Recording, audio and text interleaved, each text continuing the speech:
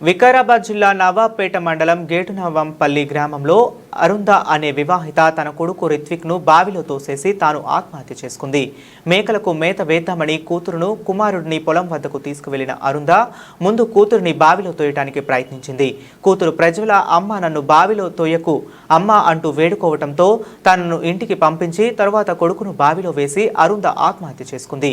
శేఖర్ అనే వ్యక్తి తన తల్లికి కాల్ చేసి ఏడిపించాడని, చనిపోయే ముందు తన తల్లి శేఖర్కు కాల్ చేసి చనిపోతున్న గుడ్ బాయ్ అంటూ ఏడుస్తూ చెప్పిందని కూతురు ప్రజ్వల పోలీసులకు చెప్పింది.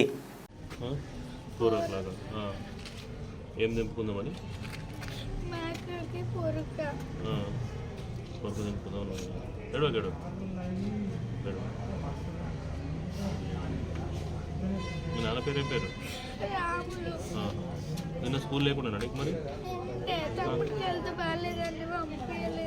ఇద్దరు లేదా స్కూల్కి? ఏ స్కూల్ చదువుతారు మీరు? Bullet grammar high school. ఏడా వికారాబాద్నా? ఎట్లా వచ్చిపోతారు మీరు?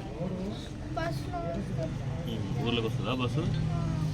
నిన్న పోలేదు స్కూల్కి అయితే. పొద్దున్న నుంచి ఏం చేశారు నిన్న? పొద్దున్నుంచి మమ్మీ వంట చేసింది, నేను వాటర్కి వెళ్ళాము, నేను కొంచెంసేపు ఆడుకున్నా.